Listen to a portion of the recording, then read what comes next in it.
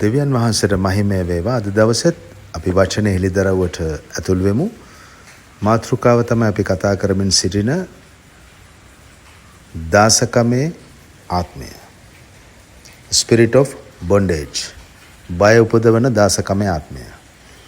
ඉතින් මේ වෙනකොට ඔබ අධ්‍යයනය කීපයකට අවධානය යොමු කරන්න ඇති කියලා මම විශ්වාස කරනවා. ඉතින් මේ වෙනකොට ඔබගේ දැනගැන්ම තිබුණට වැඩිය ඉහළ මට්ටමක ඇති කියලාත් මම විශ්වාස කරනවා.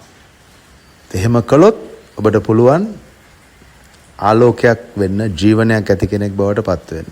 සාර්ථක සඵලවත් ජීවිතයක් ගත කරන්න. ඒක තමයි ප්‍රතිඵලය. ඉතින් අද දවසේත් කතා කරන්න යනවා දාසකමට අසු වෙන පාපයක් ගැන. මොකද පාපය තුල වහලෙක් වෙනවා. පාපය කරන කෙනෙක් ඕන කෙනෙක් දාසෙක්, වහලෙක්, ස්ලේව කෙනෙක්, වහලෙක්. ඉතින් අද මම කතා කරන්නේ කිතුණුවන්ට, දෙවදරුවන්ට. මොකද ඔබගේ නොදැනුවත්කම තමයි ඔබව අසරණ කරන්නේ. ඉතින් මේ ඉගැන්වීම් ඔබව දැනුවත් කරනවා. ඔබව ප්‍රඥාවට ගේනවා. ඔබ ප්‍රඥාවන්තයෙක් කරනවා. හොඳයි අද දවසේ දන්නවා ගොඩක් කිතුණුවෝ තාමත් ඔවුන් කැමති ඕපදූප වලට. ගොසිප්ස්, ඕපාදූප. කේලම් කියනවා, බොරු කියනවා, අතේ පැලවෙන බොරු කියනවා. මිනිස්සු රවට්ටනවා, මිනිස්සු අන්දනවා, බොරු පොරොන්දු දෙනවා. කියන්නේ එකක්, කරන්නේ එකක්. තවත් අය ස්වාමි පුරුෂයා භාර්යාවට බොරු කියනවා. ස්වාමි පුරුෂයා භාර්යාවට බොරු කියනවා, භාර්යාව ස්වාමි පුරුෂයාට බොරු කියනවා. දෙමව්පියෝ දරුවන්ට බොරු කියනවා, දරුවෝ දෙමව්පියන්ට බොරු කියනවා. සමහර ස්වාමි පුරුෂයන්ගේ පඩිය, වේතනය භාර්යාව දන්නේ නැහැ. සමහර භාර්යාවන්ගේ වේතනය, පඩිය ස්වාමි පුරුෂෝ දන්නේ නැහැ. මම කතා කරන්නේ ලෝකෙ මිනිස්සු නෙමෙයි. ලෝකේ ඉන්න ඔක්කොම මිනිස්සු පාපයගේ වහල්ලු. ඒ අය ඔක්කොම කරනවා. බොරු කරනවා, බොරු කියනවා, මුලා කරනවා, අන්දනවා. මම කතා කරන්නේ කිතුණුවන්ට. ඉතින් ඔබ දේව දරුවෙක් වෙලා දැන් අවුරුදු ගාණක් සභාවට ආවත් තාම මෙවැනි දේ ඔබ අතින් සිද්ධ වෙනවා ඇති. සමහරට ඔබ නොදැනුවත්ව නැත්නම් ඔබගේ නොසලකිල්ලෙන්. හැබැයි මේකෙන් පස්සේ ඔබට නියම පුත්‍රයෙක් වෙන්න පුළුවන්. ඒ නිසා ඔබ තාම මේ වගේ දෙබිඩි ජීවිතයක්, ඩබල් ගේම් එකක ඉන්න කෙනෙක් නම් ඔබ තාම දාසකමේ ආත්මයට හසු වෙච්ච කෙනෙක්. ඒකේ ප්‍රතිඵලයක් හැටියට ඔයා තුල තාම බය උපදිනවා. ඔයාට අනාගතය ගැන සැකයි, දරුවෝ ගැන සැකයි, නෝනා ගැන සැකයි, හස්බන්ඩ් ගැන සැකයි. හස්බන්ඩ් වෙන නෝනා කෙනෙක් එක්ක කතා කරද්දී මේ නෝනාට සැකයි. තමාගේ නෝනා වෙන සභාවේ බ්‍රදර් කෙනෙක් එක්ක කතා කරද්දී මේ මහත්තයාට සැකයි. කොයි වෙලෙත් සැකයෙන් ඉන්නේ. සැකය, බය මේ ඔක්කොම එකට වැඩ කරන්නේ යක්ෂයාගේ සූක්ෂම ක්‍රියාවල්. ඉතින් ඒ නිසා ඔබ මේවෙන් එළියට එන්න ඕනේ. ඉතින් ඔබට දැන් බෑ එහෙම සැකයෙන් ජීවත් වෙන්න, බයෙන් ජීවත් වෙන්න. වෙනද වගේ කට හැම දෙයකටම අරින්න බෑ. ඔබගේ කන් දෙක ඕපදූප වලට විවෘත කරන්න බෑ. විශ්වාසවන්තකමට සහෝදරයෙක්ගේ රහසක් ඔයාට කිව්වට පස්සේ ඒක පත්තරේ දාන්න බෑ. ඔබ මේවා තාම කරනවා නම් ඔබ දාසකමේ වියගහට අහුවෙච්ච බය උපදවන කෙනෙක්. ඔබ බයෙන් ඉන්නව විතරක් නෙමෙයි, ඔබ බය වගා කරනවා. බය බෙදනවා වටේටම. ඒ නිසා ඔබ තේරුම් ගන්න ඕනේ මේ ජීවිතය සෙල්ලම් කරන්න බෑ කියන එක. ඊළඟ එක තමයි ගොඩක් අය කෑදරයි කෑමට. බඩ කෑම උදෙසාය, කෑම බඩ උදෙසාය. දෙවචනේ කියනවා. ඒ ඔවුන්ට තුන් වේලටම පුදුම විදිහට කන්න ඕනේ. කෑම තමයි කෑම. සාමාන්‍යයෙන් දැන් මේක පාපයට වහල් වෙච්ච මිනිසයන් සමාජයට දාපු කතාවක් තමයි හැමදේම කරන්නේ කන්නනේ. හැමදේම කරන්නේ කන්නලු. ඉතින් ඔය තොරතුරු අරගෙන තමයි සභාවටත් ඇවිල්ලා ගැලවීම ලබන්නේ.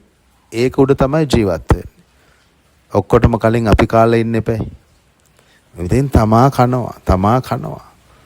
මොනවා හරි රටේ මොනෝහරි මේ දූෂමාන ආරංචියක් ආපු ගමන් ඔන්න ෆුඩ් සිටි වලට ගිහිල්ලා ෆුඩ් සිටියේම තියෙන බඩු ගෙදර ගෙනියන්න හදනවා. ඇයි? තමාගේ බඩ. ඇයි මේ? බය මතුවෙලා. මොනෝහරි පෙට්‍රල් වල මොනෝහරි ඩීසල් ප්‍රශ්නයක් ආපු ගමන් ඔන්න පෙට්‍රල් ෂෙඩ් වල පෝලිං ගහලා පුරව ගන්නවා. shopping bag වලට දාන්න බැරි නිසා ඒක කරන්නේ නැහැ. අනිත් ඔක්කොටම පුරව ගන්නවා. ඇයි මේ? දාසකම, වහල්කම, බයදුකම. ඒ ආත්මය තුලින් බය වෙනවා. දැන් ඔබට වැටහෙනවා ඇති මේ ලිදරව්. දේව දරුවනේ ඔබ එහෙම කෙනෙක් නෙමෙයි. අපේ පාලනය වෙන්නේ අපේ ආණ්ඩුක්‍රම ව්‍යවස්ථාව මේ රටේ ශ්‍රී ලංකාවේ ආණ්ඩුක්‍රම ව්‍යවස්ථාව නොවේ. නැවත උත්පාදනය වෙච්ච දේව දරුවෙක් හැටියට අපි පාලනය වෙන්නේ ස්වර්ගීය රාජ්‍යයේ ආණ්ඩුක්‍රම ව්‍යවස්ථාවට අනුව. ස්වර්ගය කියන්නේ ස්ථානයක්, ස්වර්ග රාජ්‍ය කියන්නේ ඒක පාලනය වෙන බල තන්ත්‍රය, බල අධිකාරිය. ඔබ මේක වටහා ගන්න. ඒ නිසා මේ ලෝකේ පාපය තුල ඉන්න තවත් මිනිස්සෙක්, තවත් පිරිමි කෙනෙක්, තවත් කාන්තාවක් කෙනෙක් බවට පත් වෙන්න එපා. මේ ලිදරව් 100 පාරක් හරි අහන්න. මෙවැනි කෙටි ඉගැන්වීම් ඔබට ගේන්නේ උන්වහන්සේගේ අනුග්‍රහය, කරුණාවත් එක්ක. මේවා සිල්ලරට දාන්න එපා, සුළු කරන්න එපා. වටහා ගන්න. මේ කතා කරන්නේ ඔබට ගොඩට යන්න, ගොඩ යන ක්‍රමයක් මේ කියලා දෙන්නේ. යාච්ඡාවෙන් ඔක්කොම කරන්න බෑ. ඔබ දෙන දසයෙන් කොටසුනුත් ඔක්කොම කරන්න බෑ. ගොඩක් අය දසයෙන් කොටස් දෙන්නේ නැහැ. ඒක වෙනම දෙයක්. ඉරිදට නෝරද්වාම සභාවට ආවට මේව වෙන්නේ නැහැ. මේව වෙන රහස් ඒ යතුරු ඔබ අතට මේ දෙන එක කරන්නේ. ඒ යතුරු ටික අරගෙන ඔබ හරියට ඒ ලොක් එක අරින්න. එතකොට ඔබ එළිදරව් වෙනවා. ඔබ ජීවිතේ එකම තැන ඉන්න යන්නේ නැහැ. බලන් ඉඳිද වගේ ජීවිතේ වෙනස් වෙනවා. ඒ නිසා අද ඉඳන් ඔබේ මුඛය පාවිච්චි කරන්න. නිවැරදි දෙයට. කැම ටික අඩු කරන්න. ඇබ්බැහි වෙච්ච කැම ටිකක් පාලනය කරන්න. බඩ ඉල්ලන වෙලාවට කැම දෙන්න එපා. එකෙන් වළකින්න.